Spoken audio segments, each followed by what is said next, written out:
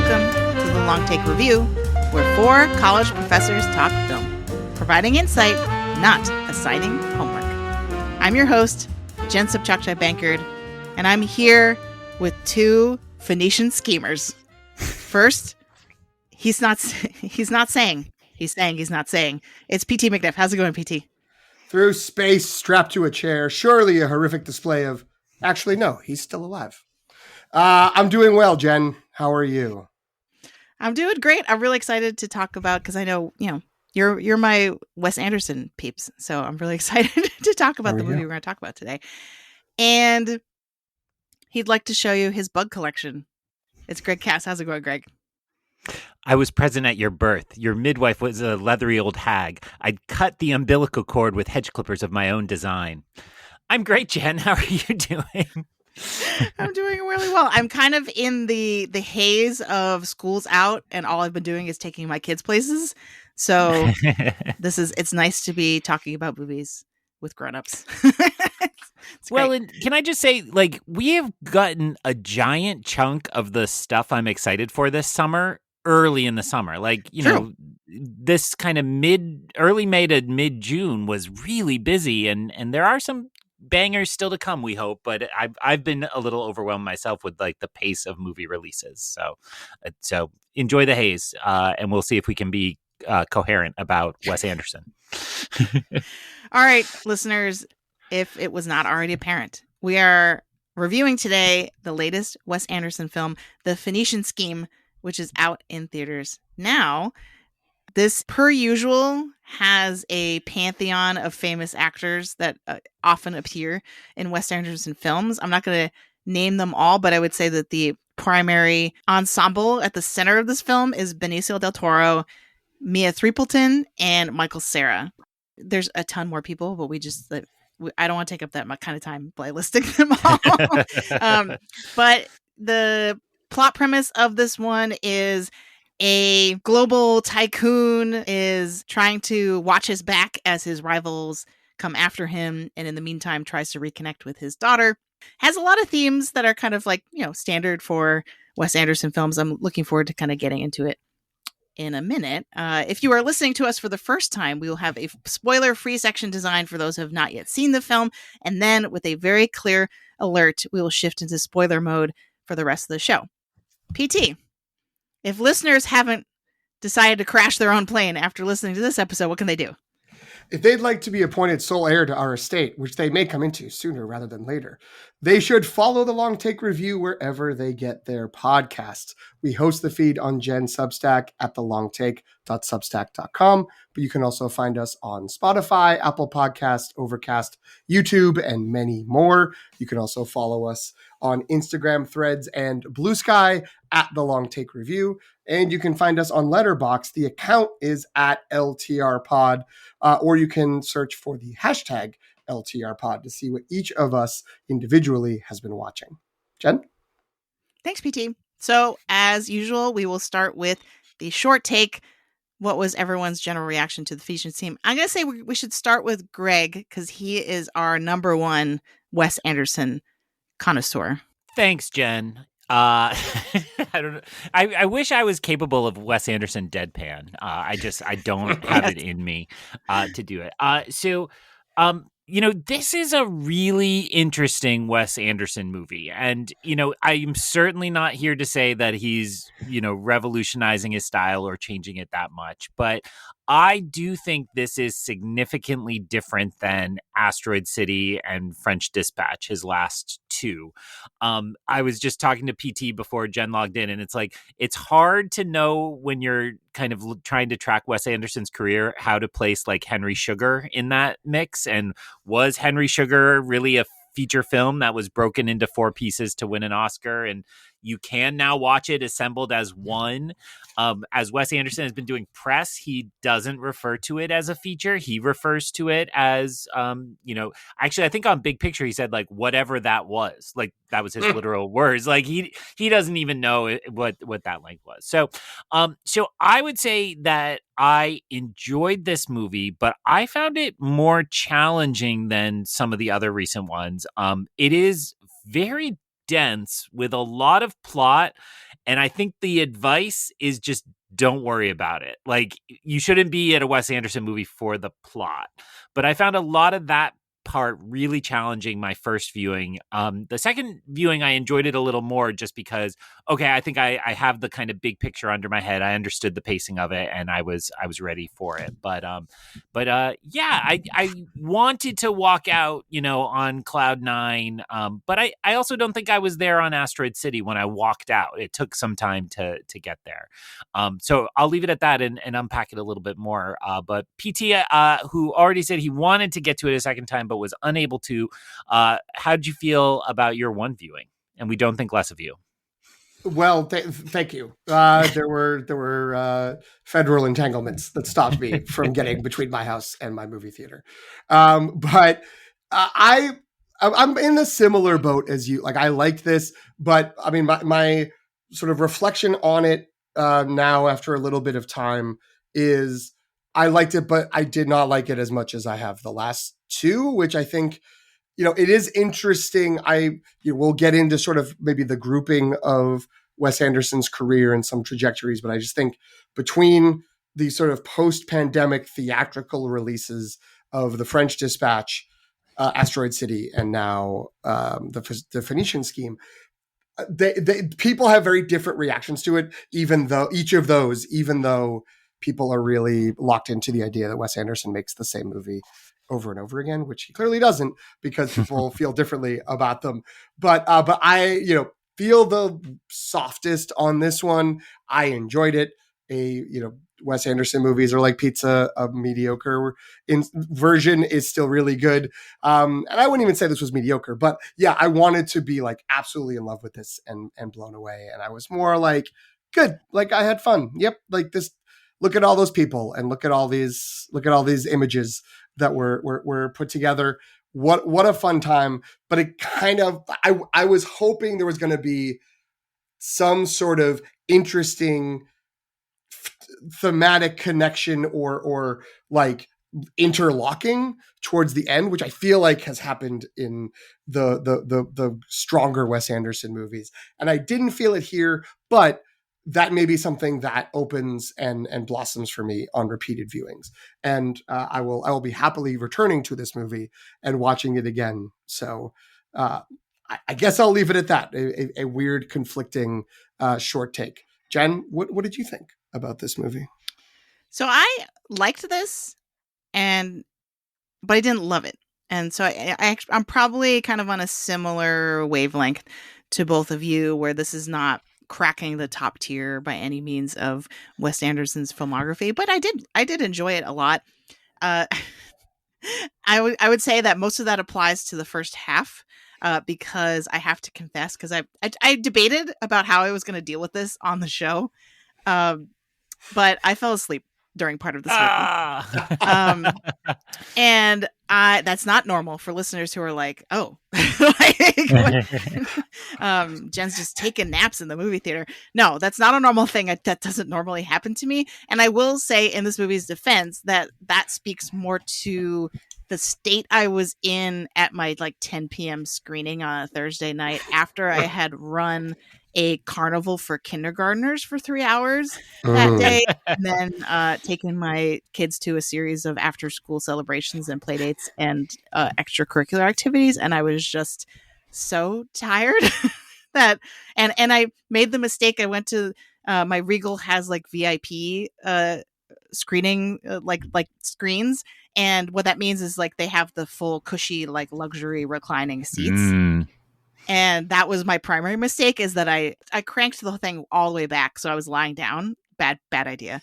And then in spoiler mode, I will reveal when I fell asleep, what was happening when I fell asleep and what was happening when I woke up. Hopefully PT and Greg can fill me in on what happened in the interim. And I'm hoping that my embarrassment here is amusing for everyone else. I've thought about trying to fake it and pretend that I had seen the whole thing, but I did not. Anyway, the parts that I was awake for, I found delightful. I don't think this has as strong an emotional core as I like Asteroid City. Even the first viewing, walking into the theater, I was like, wow, what a movie.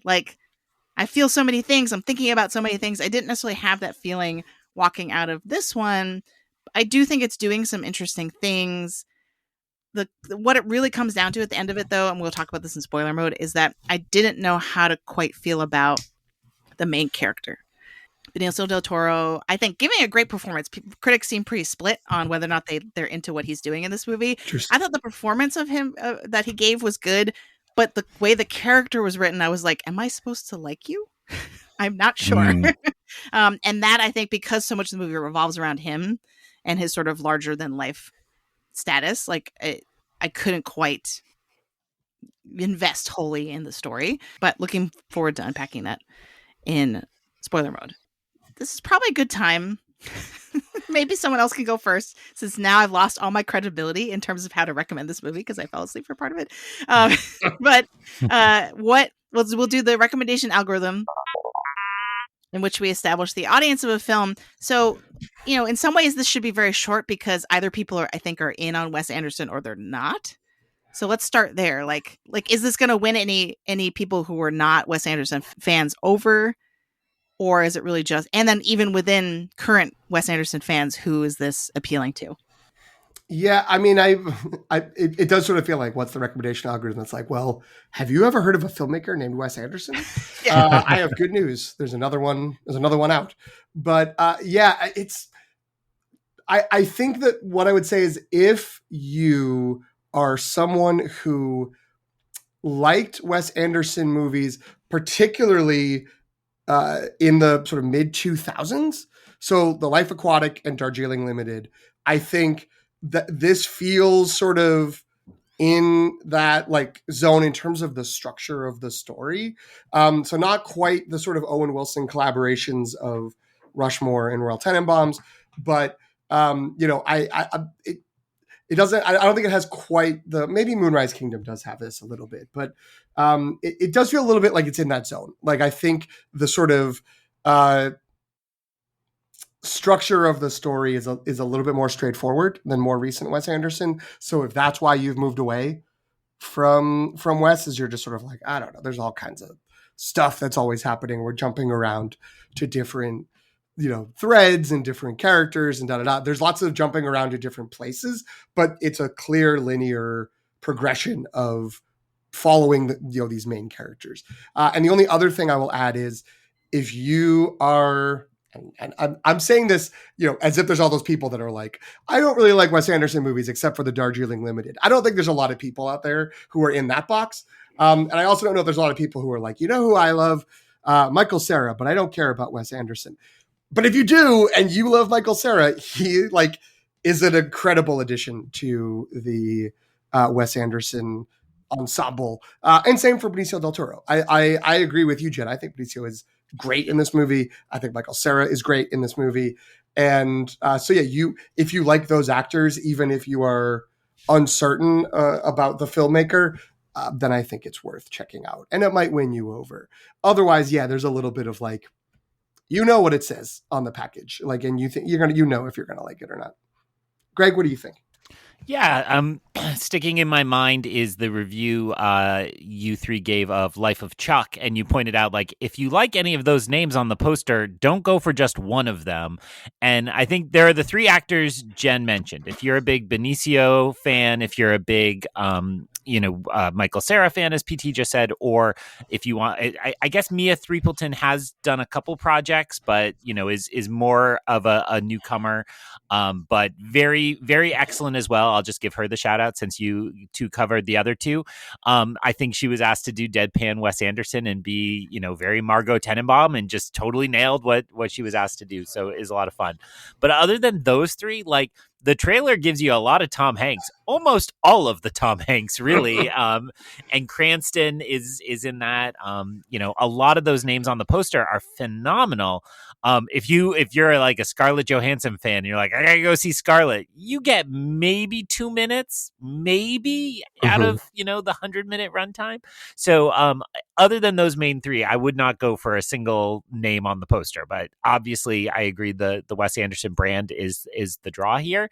It's got a little bit more of that I'm a schemer, can I string this all together energy. I'm not going to go so far as to say like Uncut Gems energy, but like a little bit of that. So if that is appealing to you, kind of watching a kind of con man string together as much as he can. And then all of that being said, the other performance I need to shout out, who maybe has less time than Scarlett, is Jeffrey Wright. I don't know what he's doing here, but it's so good. It's so great. Like, I think he shows up to Wes Anderson and is just like, let me do one really weird thing, and then I'll hang out for the rest of the film shoot. And it delivers, and he's great in his one tiny scene. So maybe if you love Jeffrey Wright, come for him. What do you think, Jen? I liked Riz Ahmed too. I just want to give him a shout out. Yeah. I thought he was quite good. Yes, I would say that for me, if I'm thinking about... If you need a nap, Jen recommends strongly going to see. If you were really tired at the end of the day and you need something to put you to sleep. No, I'm just kidding. So I actually think that this is above average in terms of the humor. I laughed a little bit more than I have with other, and maybe that came at the expense of the sort of deep emotions that something like Asteroid City had for me, but I don't know.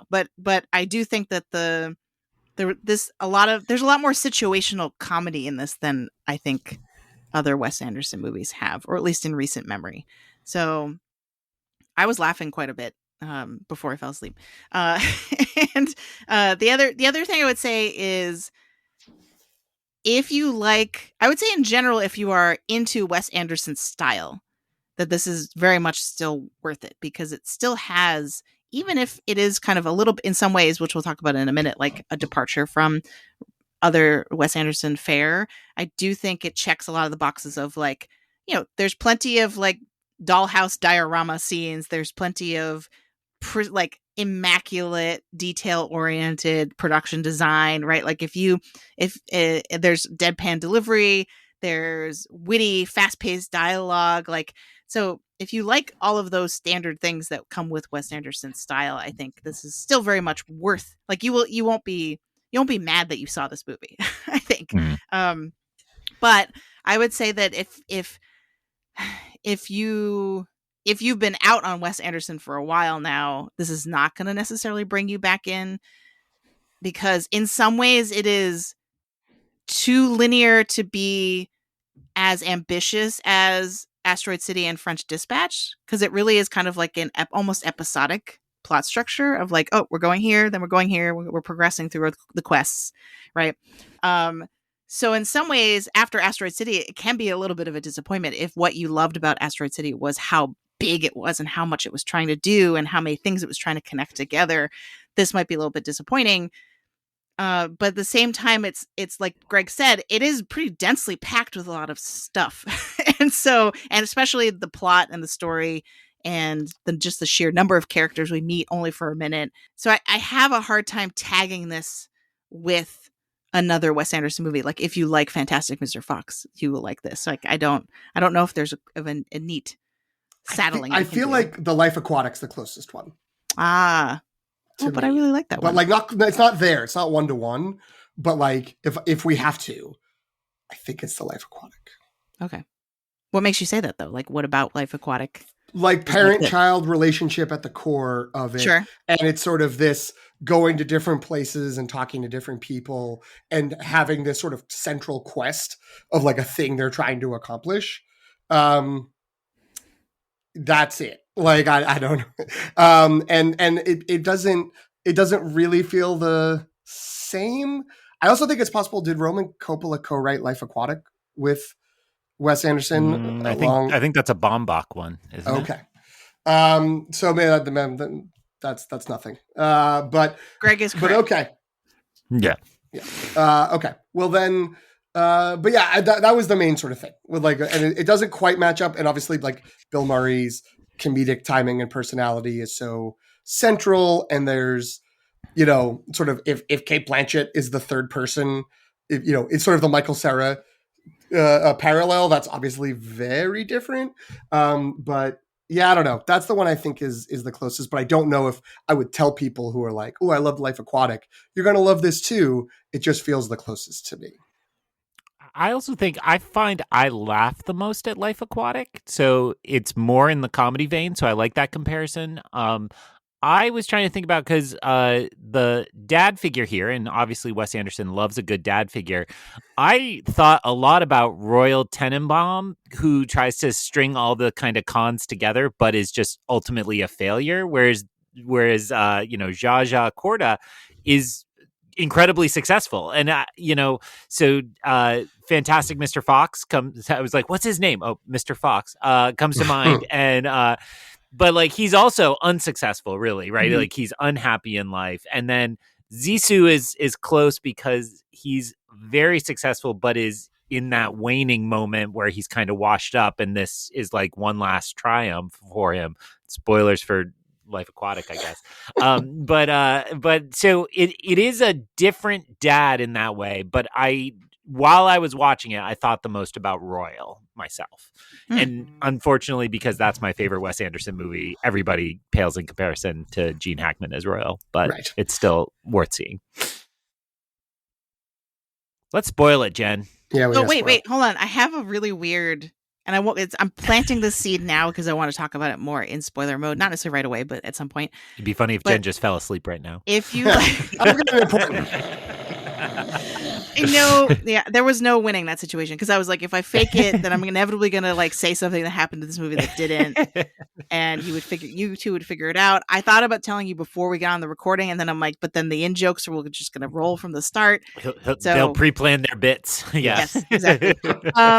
So the last reference I will make in recommendation algorithm before we move on is if you like the sound of music. There's actually quite a bit of it in this movie. Sure. There are a lot of references to classic movies, which I was going to more of them we can't talk about till we get to spoiler mode. Okay. But yeah, that's a great point. But I'm just saying that, like, and again, I'm not sure what this framework is doing for this movie necessarily, but because Mia Threapleton's character is a nun, and there's like weirdly like 8 to 10 children also involved in the story. You know what I mean? Like it's just there's a lot of references to the sound of music in here, and I can't quite figure out what that means. But if you're someone who loves the sort of classic Criterion 100 Janus film release, like those big international filmmakers from the 30s through like the 70s, you're going to get a lot of like visual and thematic references to them sprinkled throughout. And I cannot say more until we enter spoiler mode. Yes. So this is your main warning. If you have not seen The Phoenician Scheme and you do not want it spoiled, if you'd like to go to the theater and fall asleep all on your own, then you can pause here, go see the movie, and then return for the rest of the conversation.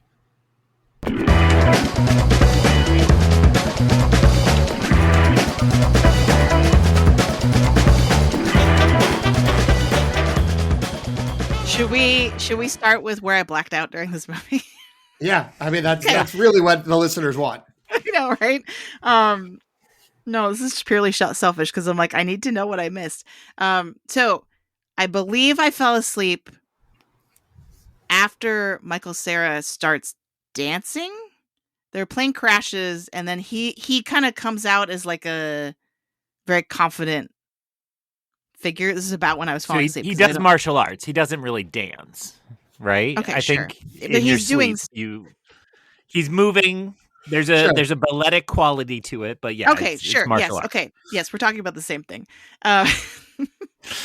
And then this is going to be so bad. I woke up, and Benicio del Toro and Benedict Cumberbatch were fighting.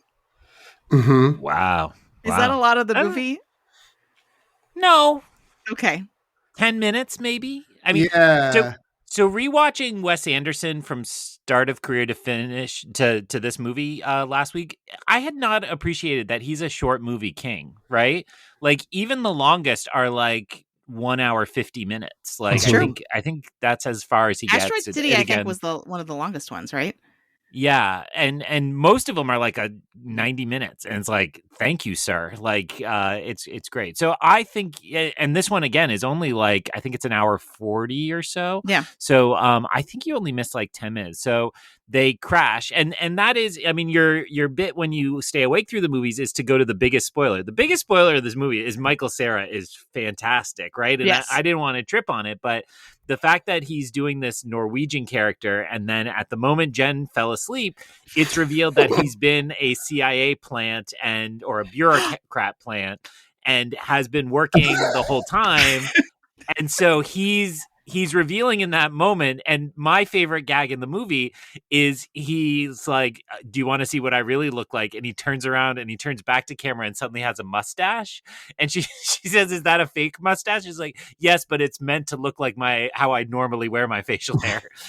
Yes. So he's been working for the bureaucrat and reporting back to Rupert Friend, who's also phenomenal, the whole film, and working against them. They kind of have this confrontation, and then he decides, out of his love for Liesl that a character that he's from going Sound of to Music. Yep, 16 going on 17, that he's going to work with them, and then they have to return to England to make sure that Zsa Zsa does not accidentally get made a citizen, because if he does, he will be beholden to the laws of there. He's a man without a country. And then while they're back there, they develop this whole plan to finally go win the day, and it involves the Holy Roman Catholic Church. It involves all the boys, all the sons. And so then it kind of launches into this big final conflict at this signing paperwork ceremony, which is at a giant hotel in the desert. And it turns out that Benedict Cumberbatch is the one who's the uncle, has been sending the assassins all along. He tries to disrupt it, just to have it out. There's a very funny fight scene that then evolves, and then they beat Benedict Cumberbatch. Zsa Zsa gives his entire fortune to make sure the great work continues. The end. Cut to a restaurant some amount of time later.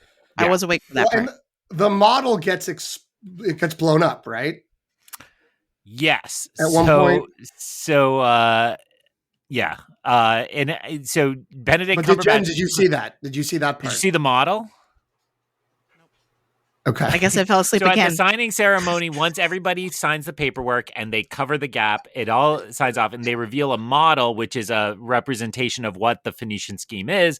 So it's like a hydroelectric dam and a train running and a canal all together. And they've shown that many times up until that point, right? Like I feel like they cut 2 images of that. So maybe I did see it, but they don't show that before then. Okay. I don't know. So I definitely saw that, but didn't understand what I was looking at, probably.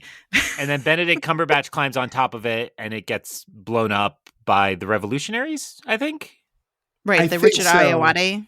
Yes. Yeah. Crowd. Okay. Because the Richard Ayoade group is who rescues them from the plane crash. From the jungle. Yeah. It's in the jungle. So then they're still around. I will say, I don't believe I fell asleep because I saw it during the day, but that whole section was a little fuzzy for me. I'm like, what exactly is going on? Like maybe this needed an extra 15 minutes for all of this to like fully be fleshed out and make sense. But it was enjoyable. But I couldn't quite track it. So I'm hoping that's something that all is clearer once it's not new information on a rewatch. It would be clear. So yes. So maybe it was like 15 minutes that you missed. Actually, no, it was probably 10 minutes. But It feels like it could have been more time given how much happens. The movie could have been expanded. Your nap should not have been. Well, there's a funny, and since I made fun of Yorgos a million years ago, and you all bring it up all the time, there's a funny fisheye lens moment in that fight, which really kind of threw me off. And I was like, that's weird. Wes has never done that before. And then I rewatched French Dispatch, and when Benicio del Toro chases Adrian Brody and says, your speech for the Brutalists sucked and was throwing things. Oh, I don't remember. They do it there as well. So it's something about the fight kind of scheme scene that Wes Anderson seems to like a little bit of fisheye, but anyway. So earlier I had mentioned that part of the where this movie kind of broke down for me was with Zsa Zsa Korda's as a character, and how I was unsure how I was supposed to feel about him.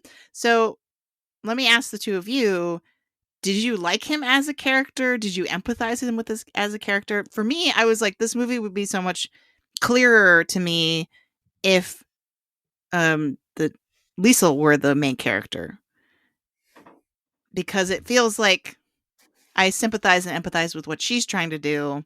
And there's clearly a generational thing of like, he represents an older generation that does things in a certain problematic way. And she is trying to improve upon that and sort of bring humanity and an ethics back to his business practices, right? Mhm. So why is it that Zsa Zsa is the main character and not her?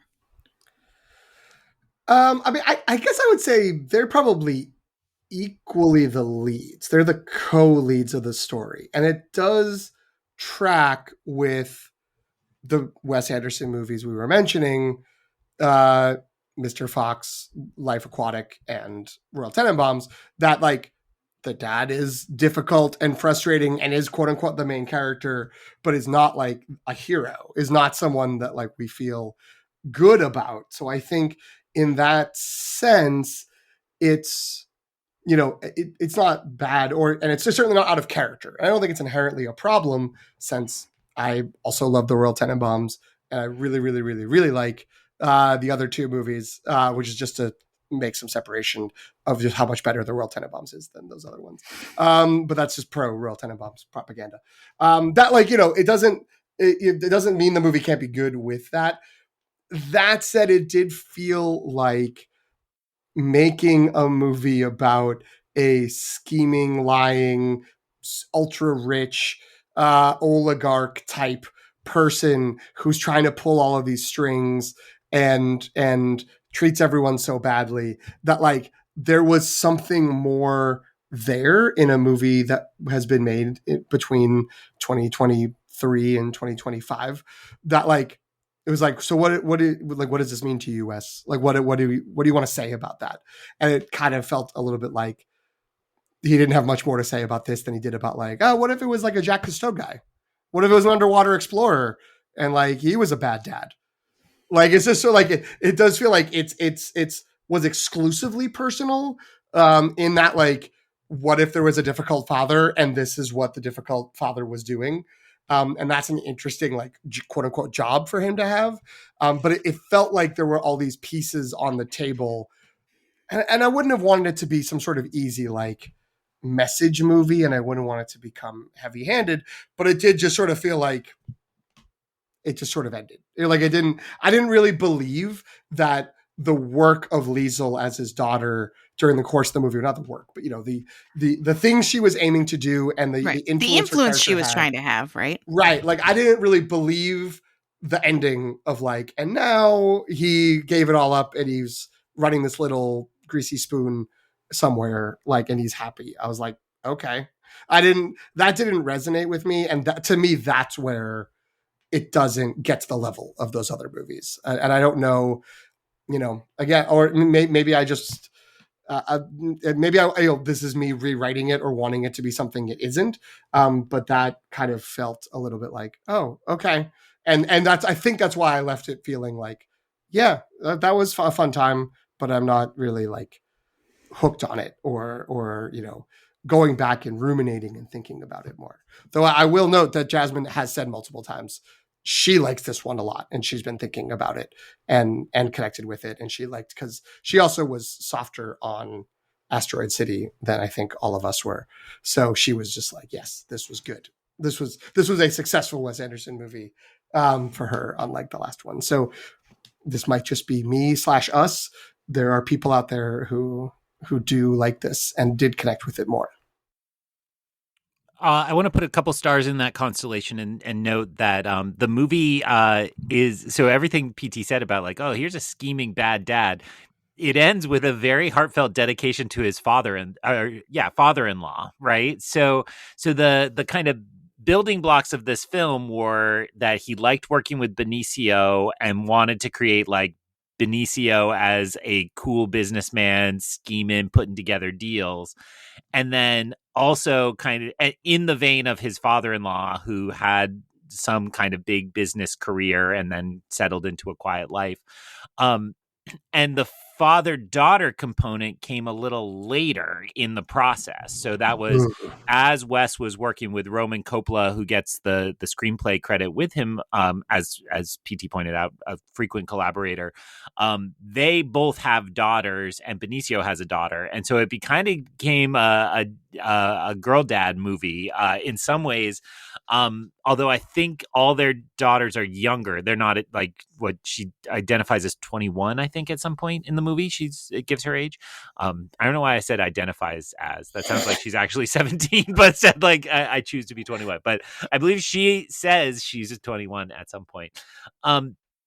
So I think I would push back that I liked that component probably more than PT based on his expression of it, because it did feel to me like the point was that the whole time Zsa Zsa Korda has been putting together this one last deal, which, as he says, and is very prominent in the trailer, I believe, like this is the biggest deal of his lifetime, right? Like this is like what he's putting his name on, the Korda Phoenician scheme, to build this. And it feels like he puts all his powers into this because this is going to be his legacy.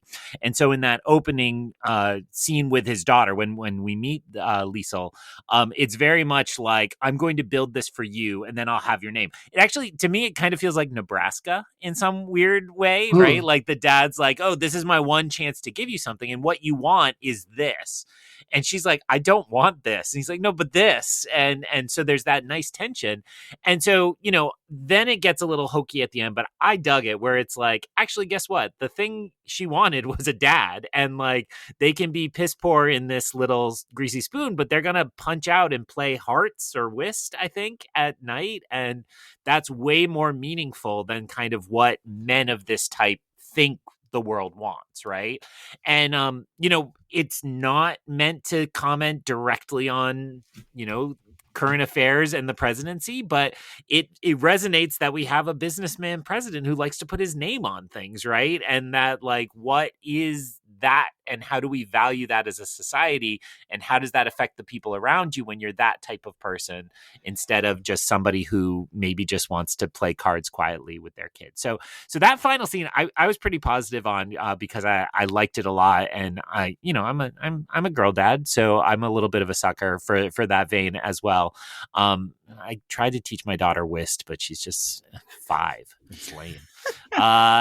So that's, I think that's part of why it may feel like that plot doesn't totally fit in. Now, Jen, I'll throw it to you as the thoughts. I think, you are the token woman on this podcast that you created and do all the work for. But did that resonate with you? And then the piece I left out is like, what is religion doing here? So represent all women and all God-fearing people. Go.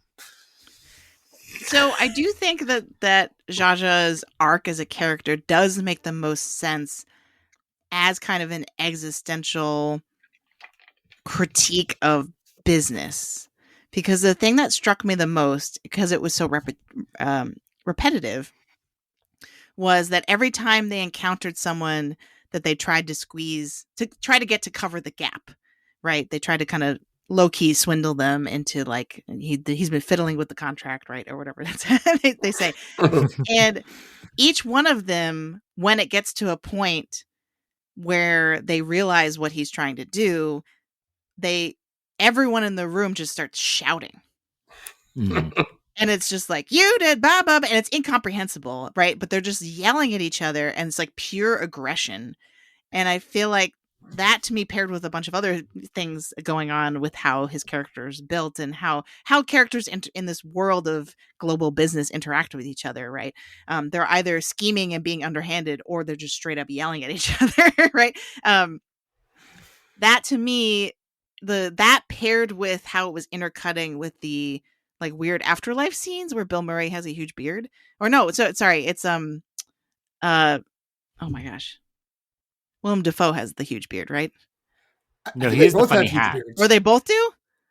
Wait, Bill Murray is God, right? Bill Murray is God. Willem Dafoe is like a judge of some sort. Okay, yes. And F. Murray Abraham and Charlotte Gainsborough and others are on a panel adjudicating panel. Right. So it feels like a final reckoning.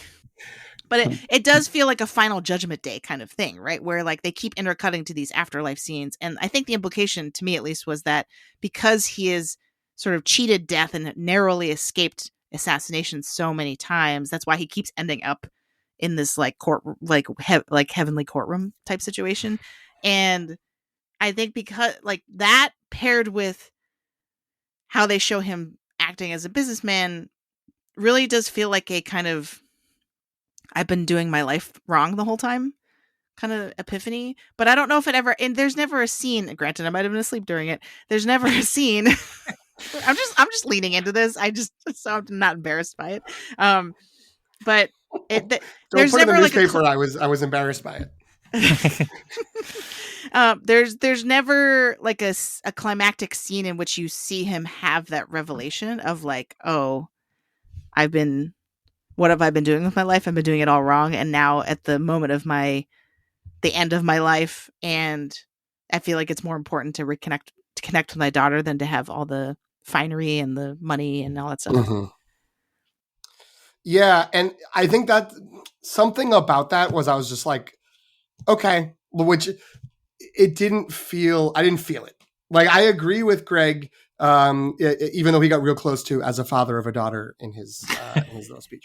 But I agree that like it was very nice, and I liked that. I liked that sort of he's here, but and I understand what you're saying, Jen. I think I can see how these visions he keeps having, or maybe they're real experiences that he is going through because he's straddling the line of life and death.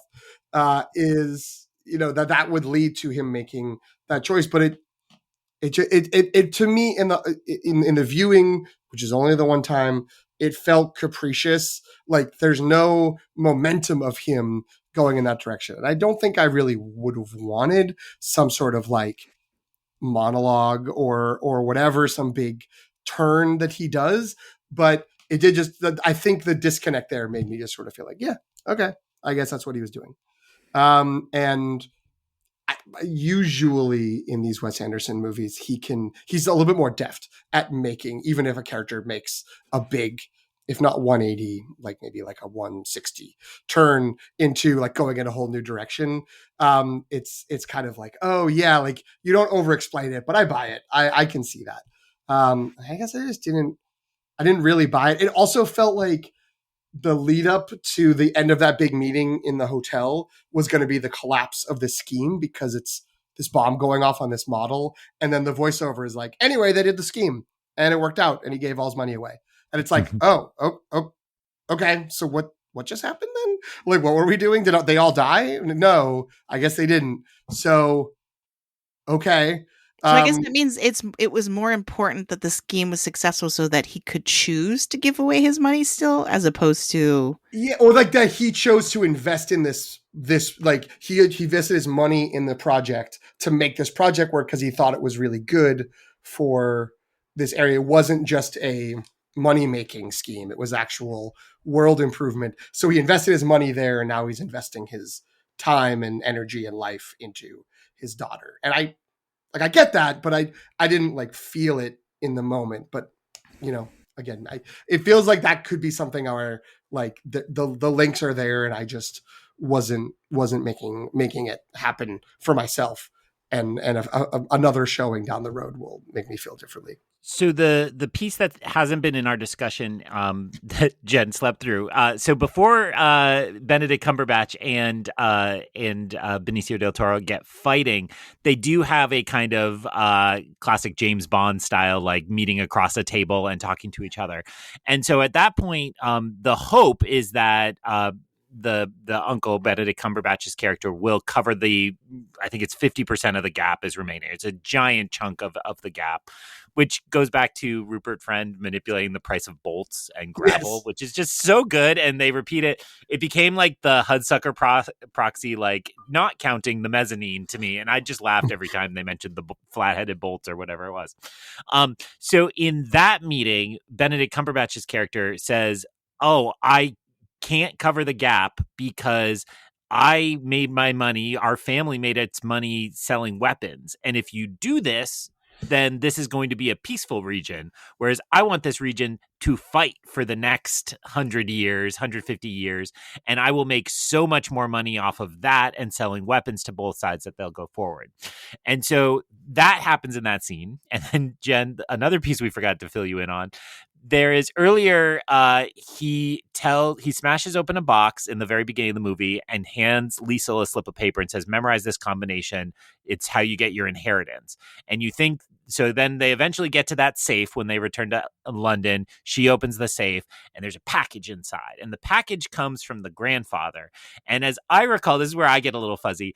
The items inside are not valuable. It's like Benedict Cumberbatch's report card, I think, is in there. And it's like, so I think I'm totally accepting what PT said, that maybe Wes isn't as deft in this moment, but I think it's aiming to try to say, like, this is the kind of world the grandfather wished he created. The uncle is the kind of world they ended up creating. The family has just so much violence and like, just to see who can lick whom, we're going to fight it out. And so I think the film is trying to point out that, like, the soulless businessman dies. I mean, it's Citizen Kane, right? I mean, that's what it is, right? And so then Benicio's version of Zsa Zsa's version of finally completing the scheme, why I think it's okay that the scheme mattered, is because he didn't allow the famine to happen, and he didn't cede the troubles in order to make it easier and cheaper to do the scheme. He did the kind of more benevolent version, and I think that's him meeting Liesl. Also, somewhere in there, he offers to convert, which is probably inspired by the Bill Murray scenes, right? Like he tells Mother Superior, like, it's not like he's like, I found Jesus. It's more like, I will do this because it means so much to my daughter, and I will meet her there. And so I think, again, we're seeing this man who is constantly afraid of not knowing enough, of not being smart enough.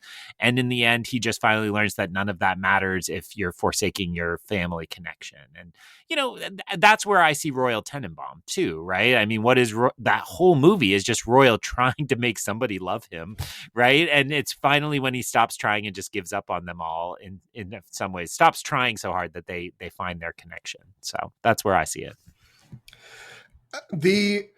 Because I think those, I think that's all very good points, Greg. I'm sorry that I immediately wanted to change subjects, but I think Greg's making good points and is remembering parts that Jen should have known. That we should have. The downside of Jen springing it on us is we could have done a better job of refreshing ourselves on the gap.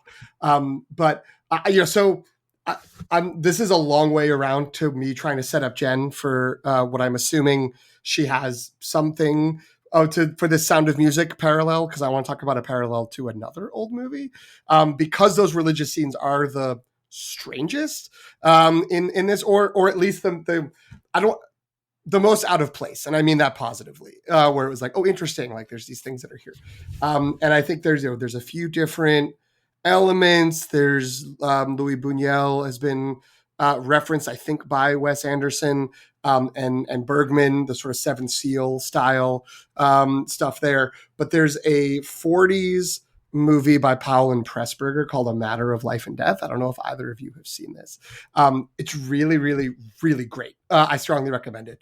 But it's a story of a pilot. I think it's supposed to be during World War II, but a pilot who is his plane's about to crash, and he gets on the radio and talks to an American girl who's the radio operator, and they start like flirting, and he's basically like, here's the message to tell people because I'm about to die, haha, and they like flirt a little bit, and then he like miraculously survives the crash, and they start a relationship, and they're I don't think this is spoilers, this is the first like 15 minutes of the movie. Then someone comes down from heaven to be like, you were supposed to die, actually, so you got to come with me. And the movie is a trial where his friend is like talking to a court in heaven to be like, he deserves to live because he has this love now. And so he needs to be alive. And there's like all that stuff, the imagery of that panel and sort of someone deciding the fate feels very similar to that movie. And this idea of you should survive these things because you have something to live for feels like understandably baked in, that he feels like he has to live to make money, to do all the businessman stuff that Greg was talking about. And maybe even it's to do this scheme because the scheme is going to build up the greater Phoenicia area and do all this great stuff, which maybe this is my like bias put in. That felt a lot like, oh, this is going to be very bad for all the people who live there. I know that it's averting a famine, but I'm like, I don't trust this businessman to not screw over all the people, but whatever. But like maybe he thought those are the things I'm aiming for. And then the end of the movie realizes, no, it's a relationship with my daughter.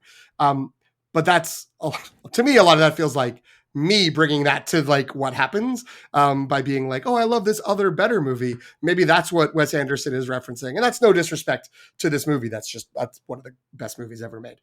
And so it's like, oh, what, like that does feel like it's there. It feels like there is intentionality with the connection to religion but also the imagery of some of these other movies, that one in particular.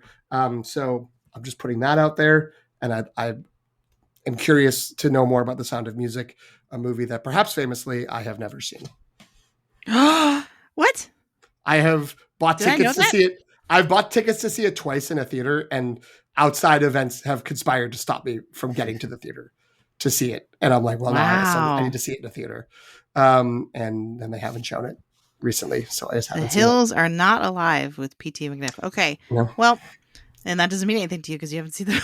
I've heard the song. Wait, Greg, have you seen Sound of Music? Yes. Oh, that was one of the like 3. We owned Wizard of Oz, Sound of Music, and then like Beauty and the Beast, and those were on our VCR like endlessly. Okay. But I always think that's one of those I'm like, I need to see that as an adult. Like you see the gif of Mr. Von Trapp ripping up the Nazi flag, and I'm like, oh right, there were Nazis in that. Like I should see what that like, because you just can't understand it when you're 10. You're like, oh, look at the kids singing. Like, a deer. Cool. A female deer. Oh my goodness. So the parallel to this is very sticky. I mean, the reason I thought of it was because of the brothers. Because in the Sound of Music, Julie Andrews plays a nun. Yes. Named Maria. Okay. Who I can't really starting at the basic level. Yes. Right? Like, okay. I mean, I don't know how much they're alive. How much I don't know how much you know about Maria, this movie. and how do you solve a problem like her? Right? All right. So do we get to know all of her favorite things or just a few of them? Okay. Are you done? We got it out of our system? Yeah, because that's it. I've exhausted that's all you know? Okay.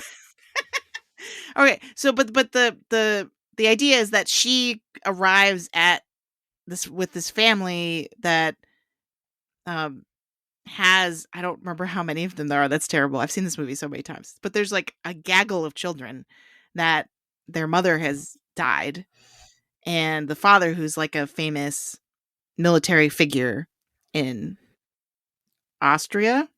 I believe it's Austria. And this is Christopher Plummer. Is that right? Yes. A very, very young and handsome Christopher Plummer. And who is not a Nazi. That's the whole point of the movie. Sure. Is that but the idea that there's a nun showing up and then there's a bunch of children that don't seem to be cared for properly, that is what immediately brought me to The Sound of Music as a reference point. I'm like, wait, but that doesn't make any sense because like she's the daughter. I tried to map everything too neatly, and I was like, what is this reference doing in here? I don't understand. But now that we've been talking, and in particular talking about what the potential themes of the movie and the message of the movie might be about, you know, how a businessman like Zsa Zsa Korda operates and like what's he doing with his life, and is that what he should be doing, and how can we be more humane and ethical in our global business practices? Like all of that conversation now has led me back to fundamentally Maria in The Sound of Music makes Christopher Plummer's character more, she helps him reconnect with his humanity. And you could argue, or at least I think the movie tries to frame it as, because they meet and fall in love and kind of reform this family, that is what allows him to stand up to the Nazis at the end, which is the part that Greg probably doesn't remember if he's only seen it as a child. So he they're also a singing family, like so they're performing this big concert as a whole family, and then they have to kind of like, because they're so defiant of the Nazis, they have to try to escape, like sneak away before they can be arrested. And so you could say that the reason that Liesl is a nun and there are all these kind of connections to The Sound of Music is because her function as a character is to do the same thing that Maria did for. It looks like it's just Captain or Baron von Trapp. Yeah. According that makes to sense. Yeah. According to Wikipedia. Well, and so Jen got all that correct to my memories of Sound of Music. But one of the ways they show this in the movie is the Captain Von Trapp has run the house like he would a military unit. Yeah. So like it's time for them to greet Maria, and he like blows a whistle, and the children literally like march in place and then step forward and say like their name and take 2 sharp steps back.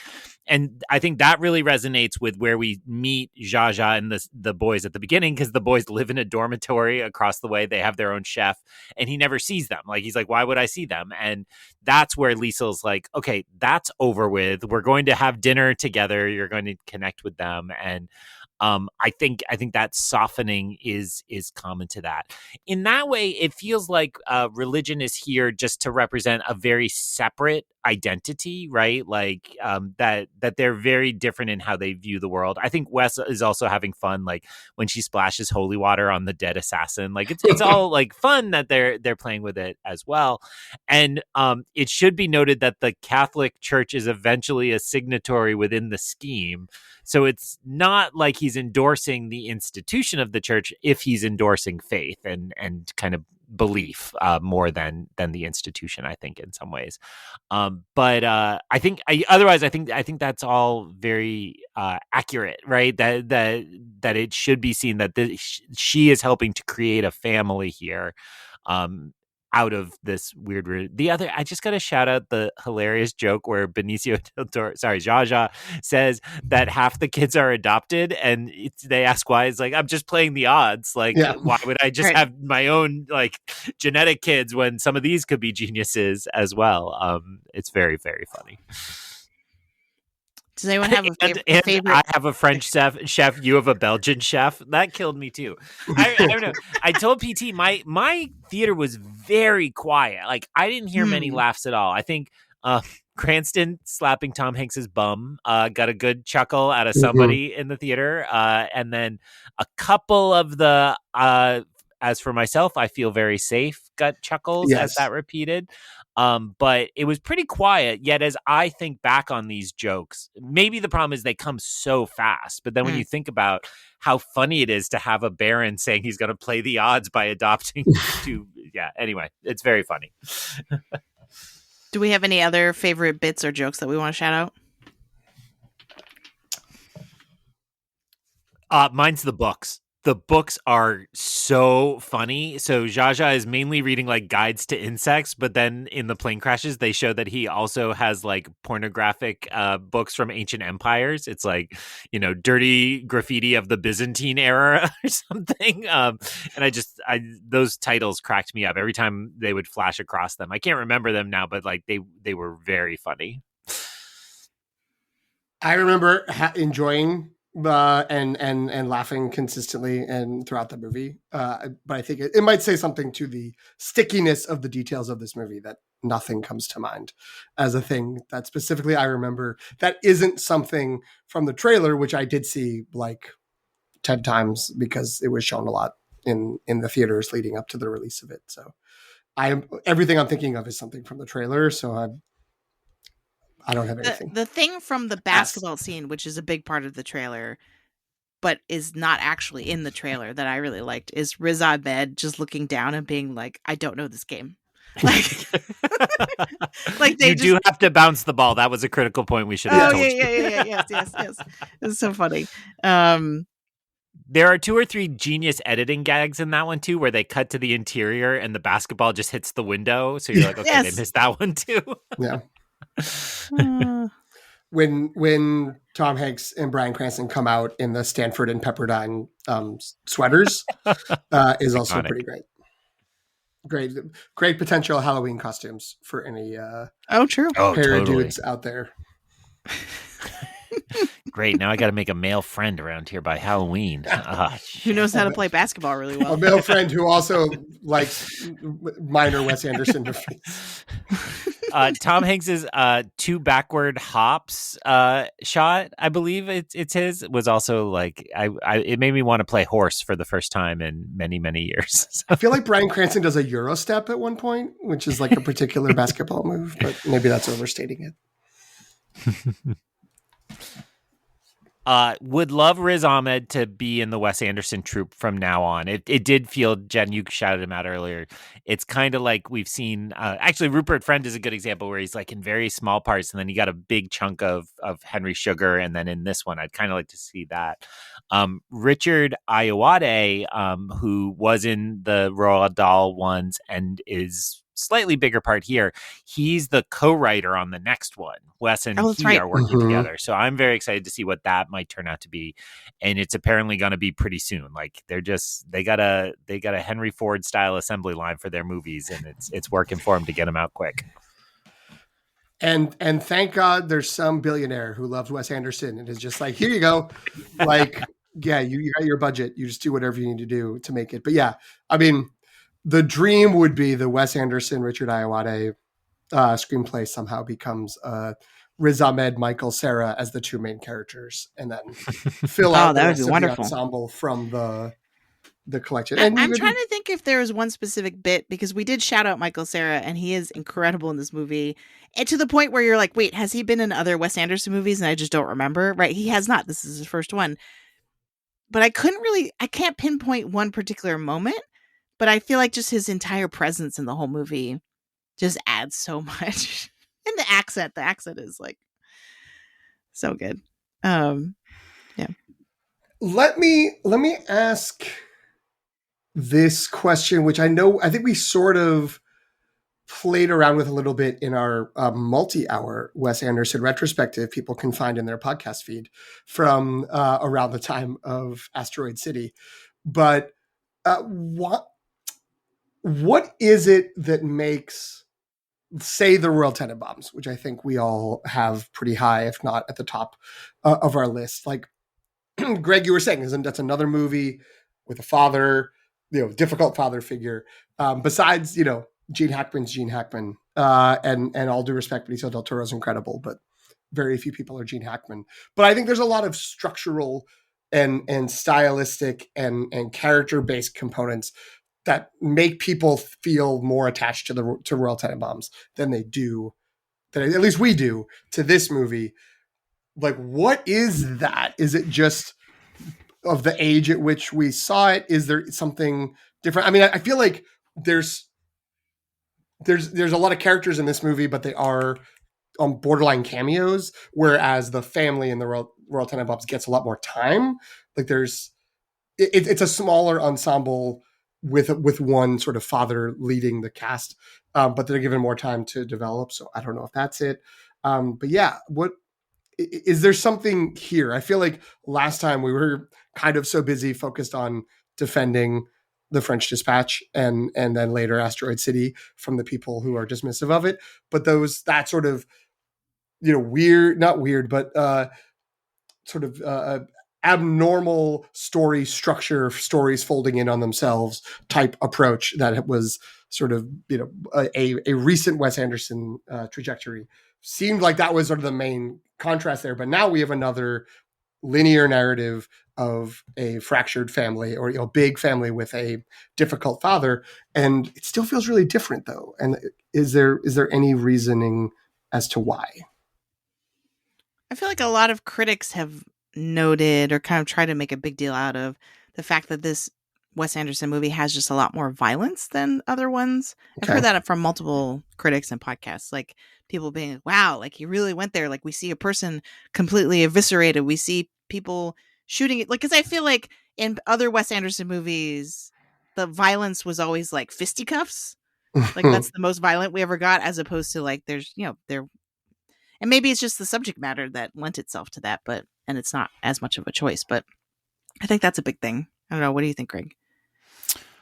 I've been having trouble getting on board with that critics' take on the violence thing. And part of what stands out in my mind, I went to a 4-day grad students are locked in a dorm at Dartmouth Consortium thing. And one of the things we snuck out of the dorms to do was go see Moonrise Kingdom.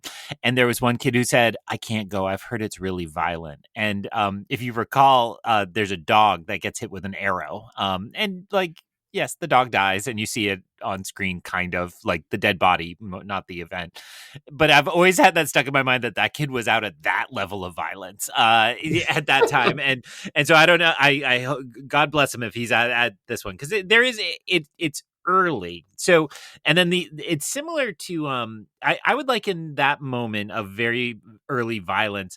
I remember when I went and saw French Dispatch for the first time, you get through the fun kind of goofy Owen Wilson section, and then it cuts to the Benicio del Toro Léa Seydoux section, and there's adult nudity immediately. And there was some older woman in my theater who just went, oh, like it was like, I think she dropped her pearls into her champagne glass, I assume, at that moment.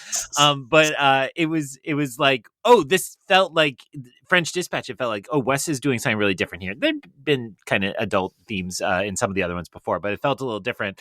But I do almost wonder if that's his response subconsciously or consciously to like, you're just the same all the time. It's like, let me ratchet that up a little bit and show that I'm trying to be different here as a part of that. I think when I think of why I love Tenenbaums and then this movie, which PT implied this, but it's a totally unfair comparison to something I've watched like 30, 40 times and then something I've been able to see twice. Like, part of it is that you live with those characters for 20 years and you love them a little bit more. But I don't think it's only the time frame. I think there's a structural nature to Royal Tenenbaums that each of those characters has such a wonderful hook into them. And sometimes, it's Ben Stiller's stupid tracksuits where you're like, I get this guy. And, his kids dress with him. I alluded to it, actually, maybe before we turned the recorder on, Owen Wilson's line, what this book presupposes is what if he didn't? And like these little quirks where you're like, I know that character immediately. And it's such a deep bench that it feels so right. Now, here we have, like, if you lined them up, we have all those kind of quirky characters. We just don't get to know them at all. So, I can't imagine anybody walking out of this being like, I really liked Scarlett Johansson's character. But, like, you can walk out of Royal Tenenbaums and be like, Danny Glover was kind of awesome, right? You don't have to be the big role to kind of get your moment in that film. And so I think part of that comes from I've always loved the Royal Tenenbaums film structure as a book, and the fact that you get the prologue and you get the cast of characters actually really helps with a lot of that you get some pure introduction time. Maybe what's missing with all these barons, we get their names early on, but if that was more of a let's actually see who they are and have that kind of brief little background on them, that might have worked a little better for me. So I think it really comes down to just the simple answer is the deep bench. Like, there's not a flawed. They're all flawed. There's not a forgettable character in Royal Tenenbaums for me. Whereas, if you made me write down all the names of who's in this movie in a year, I might forget Scarlett Johansson. It sounds like I'm picking on her. It's just because she's barely in it, and I wouldn't forget Cranston and Hanks because they're in the trailer so heavily. But I think that's my they answer. say that she's Zsa Zsa's cousin, but they never really talk about more than that. And like, and they're getting married. Is it just for business, or is it because they're actually in love? I think that's left ambiguous. Or were they once in love? It's weird. I'm not sure. Right. It's not quite implying a history, but gesturing towards one potentially. So, yeah, no, I hear you. And I think the cast of characters in this movie seem a little bit more like Clue, like a game of Clue, than and because I'm thinking about a big criticism of both French Dispatch and Asteroid City was that they're like, he's gone too far. There's too many frills upon whistles and upon bells upon whistles, right? Like it's all style, no substance, which I don't think any of us agree with that.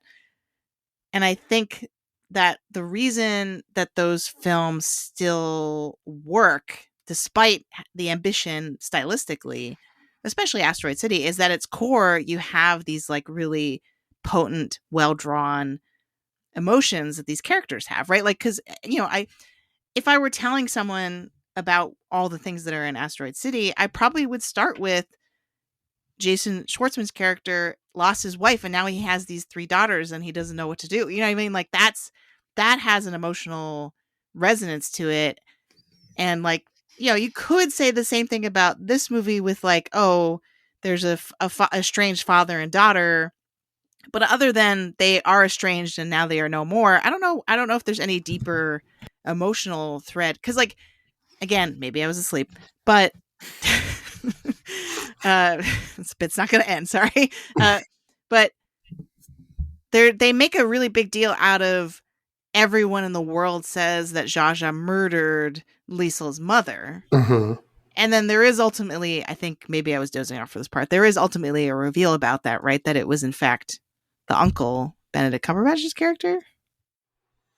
I think he denies that, but that's what kind of ambiguous. But like, is there any resolution for that subplot? So there's a piece you missed.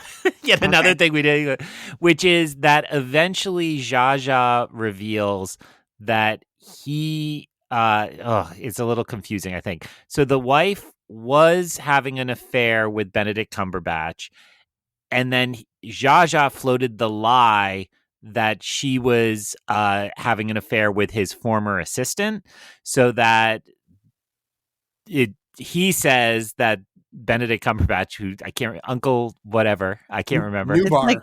Newbar. Uncle Newbar had the assistant and the mother killed because he was jealous of their affair, which may not have ever happened. Zsa Zsa made it up to make him jealous and so on, right? Wow. But then PT is right that he completely denies that, and I don't.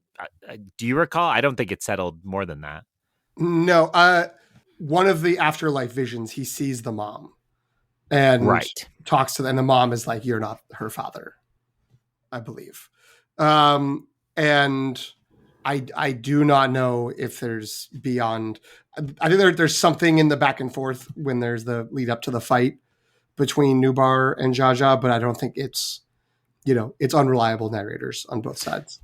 But we do get in one of the visions, we get Liesl is essentially a witness within the afterlife trial, recounting the night her mom left and a pretty brutal domestic violence scene that she witnessed the end of. And so I think, to me, that's saying, like, not to dismiss murder, but it's like there was clearly, a problem there, and there was it was the relationship was dead, and he had ruined it. So whether whoever's guilty for her eventual death, or maybe nobody is, it's like he does have blood on his hands, essentially. So I think in the end we'd say, Jen, it's a pretty good movie. You should watch it. Yeah, check it out sometime. Well, yes. I mean, maybe maybe not. Greg doesn't have to, but we do come back at it after we've all watched it many, many times and can explain it better. And for me, explain some of it for the first time. All right. Do we want to feel like we should do Oscars watch for this? So why not? Why not? Throw it on. Yeah. Throw it. Okay.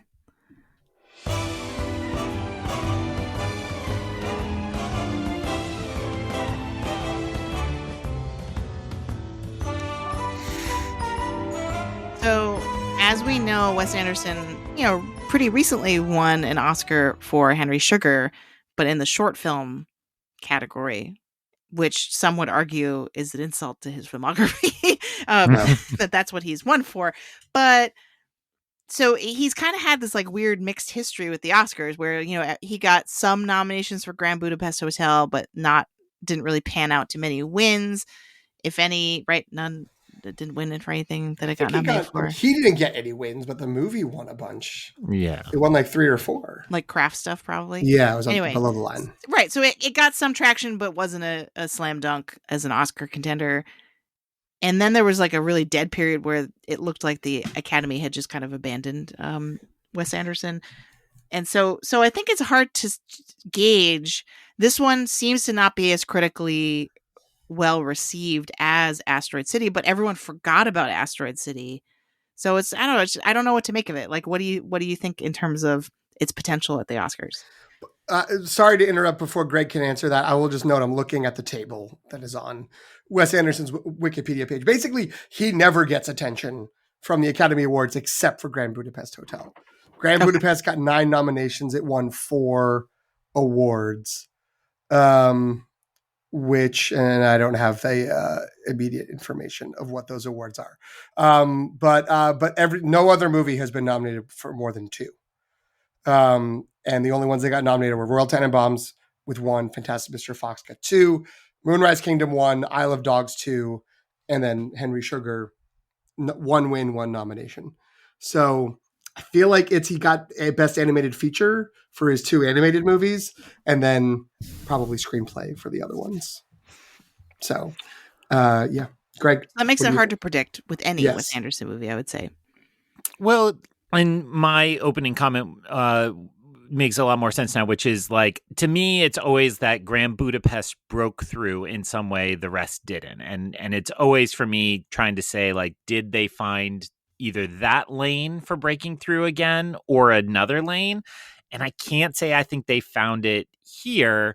Also thinking that it looks like it's going to be a pretty good year for movies, right? Like, I think this is going to get a little lost in the mix. And it's a real interesting kind of moment in the box office. And we alluded to this as well, but I think, so I call it the past lives playbook. They weren't the first to do it, but the kind of June awards window, get a lot of critical buzz, try to be counter programming to the summer blockbuster season.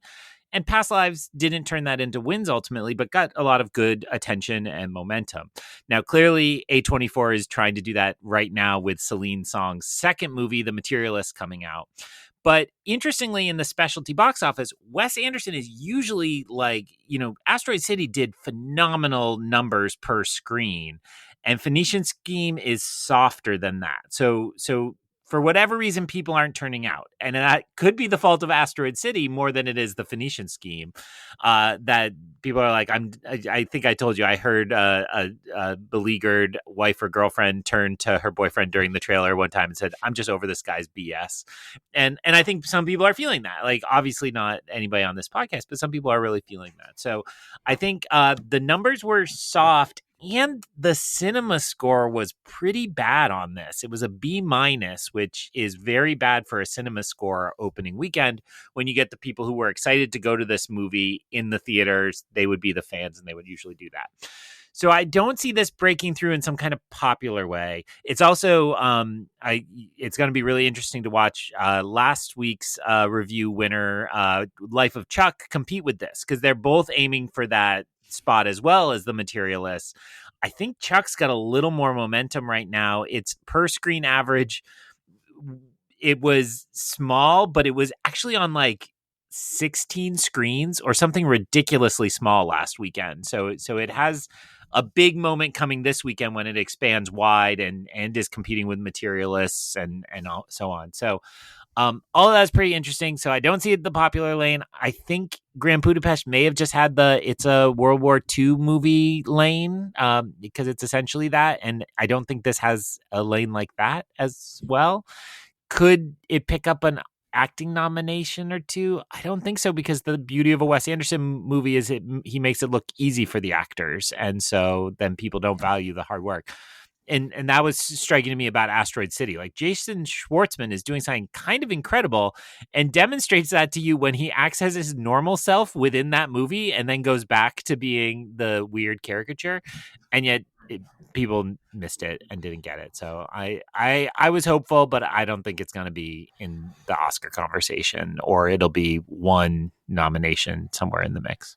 Yeah, I think all of that is right. I think the Grand Budapest had the World War II component. I think there also was a feeling after Tenenbaums where it was like, maybe, this guy, like, looking back, like, you got 5 years out from Royal Tenenbaums, people were like, why wasn't that getting a bunch of nominations? All these people should have been nominated.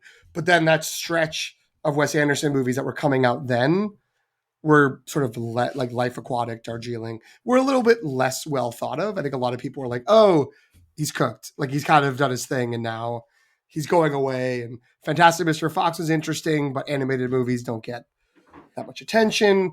And then Moonrise Kingdom, people thought was kind of a comeback, but didn't really like get award momentum. So I just kind of feel like there was he's due. This guy's due. And they gave him a bunch of nominations. He got the below the line wins, which makes sense for all the craft stuff, all the craft work that clearly goes into these movies. But instead of it being, okay, now we got, in the Christopher Nolan style of like, now we've got to get him over the hump to win director and picture, the narrative shifted again to just sort of like, it's just doing the same thing over and over again. Why is he so good at doing the thing that he does? And on the big picture episode about the Phoenician Scheme, they made, I think, a good comparison with a caveat that it's got real world problems to compare anyone to this person. But Sean Fennessy was talking about Wes Anderson being in like a Woody Allen lane, just in terms of movie making, where it's like he has a funder, he makes his movies that come out like every 12 to 18 months. And some of them you're kind of like, okay, I guess. And some of them you're like, this is amazing. But for some reason, Woody Allen was always getting Academy Awards and was always getting, won, I think 3 screenplay awards and was getting Best Picture nominations, blah, blah, blah. And now people are like, whatever. So I don't think this movie's going to beat the charges that this is just more Wes Anderson. It's not going to separate from what came before. So yeah, I would think the most likely thing would be some sort of production design. That kind of, the intricacies of this could be something, but excuse me. I think to Greg's point, looks like it's gonna be too stacked a movie year for this to, it probably won't really be remembered. And people will also be like, oh yeah, Wes Anderson, he got his Oscar. He's fine. When it comes to actual voters, like fans might be like, why does he, shouldn't like an up and comer get the short film award? Why does he only have that when he has these other movies? But I think in the Academy, it might be like, he's fine. He has his Scent of a Woman, Henry Sugar. It's fine. He's got it. One thing that we haven't shouted out yet, the title sequence, so good. Like the overhead shot, it's getting a lot of love in a lot of other sources, but it's really beautiful. This overhead shot of the bathroom and everything's happening in slow-mo, and you just like get this whole encapsulation of what this guy's life is and how he gets waited on, and it's really good. So scrambled eggs, and was it champagne that he's champagne in the bidet? Is that right? Like the bidet is full of ice and the champagne gets it kind of looked like it. Up on that. That's great. Amazing. That's really funny. Yeah, I think that's a good way to set the tone. And maybe to go back to Greg's point about that this is inspired by Wes Anderson's actual real life father-in-law, who I believe was like a very similarly famous and successful businessman, right? I think the problem for me with this film is that it feels like it's being really reverent to someone while at the same time being very critical of that character. And I'm wondering if that's intentional, because it's like that's how you would feel about your larger than life iconic father-in-law, who's also maybe a problematic person.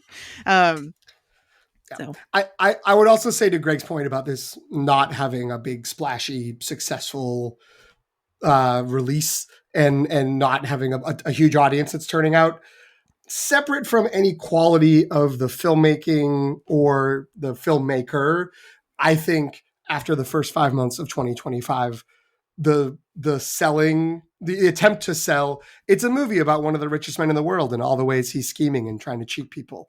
It's a comedy, is not really bringing people into the theaters right now. I think they're like, no, that's fine. I don't think I need that right now.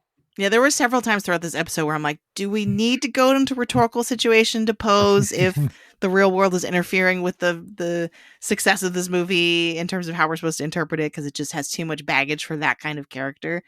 So, but we said it. So yeah, I mean, and I will admit, I feel like part of my like maybe not dissatisfaction, but just disconnect from the ending is just sort of like, I don't want this guy to be happy. I want him to be punished. And that's not the fault of the movie or the character or anything. It is the baggage I'm bringing with it, where it's just like, but what if something bad happened to him instead? That would be cool. I mean, it's very funny that this was essentially concurrent to Mountainhead, which is the Secession writers taking on billionaires on HBO Max now, which I reacted similarly. I'm like, this is like a parody of something that is like deeply unfunny right now. So, but there is a like, we're striking back on the billionaires streak of movies these days, and this one doesn't quite fit into that. Well, as we said earlier, even lower tier Wes Anderson is still a good time to watch, and we still enjoy it. So I'm glad we got to review this one, even if no one else talks about it ever again. Greg, tell us what you've been up to on the internet and where people can find you. Nothing. Thanks, everybody. I have been rating movies and talking on podcasts and posting photos of summertime fun. So people can find some variety of those things on Instagram or on Letterboxd at EyonCanon, EYEONCANON. Log in there to see my much more accurate review of Life of Chuck than whatever nonsense those three got up to in my absence last week. I was wondering when I don't think I've talked back to my earbuds as much as I have there. But to my own credit, you talk to me more in that podcast than you do when I'm actually on the show. So I'll take it. So that could be accurate. PT, where can people find you? Wait, who said that? What just happened? Doesn't Zsa Zsa have a line about libel? Then we'll have to stop them for sue them for libel. Sue them for libel. Yes. Yeah, you can find me on Letterboxd at PT McNiff, PTMCNIFF, where you can read between the lines and see I haven't thought about Life of Chuck again after we finished our episode. And you can also find the show there at LTR Pod.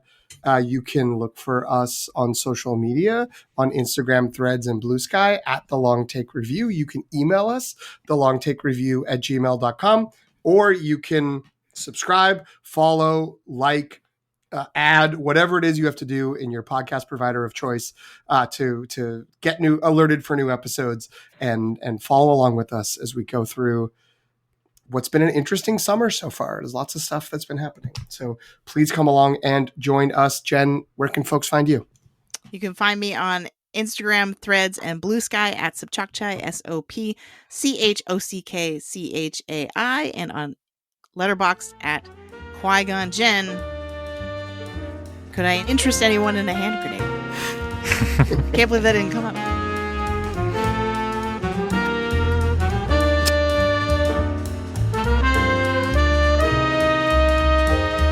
Thanks for listening. You can follow The Long Take Review on Substack at thelongtake.substack.com. Subscribe for free, and you'll be the first to know when a new episode drops. You'll also receive written reviews of new films with Oscar buzz, as well as any new installments of prop franchises like Star Wars and Marvel.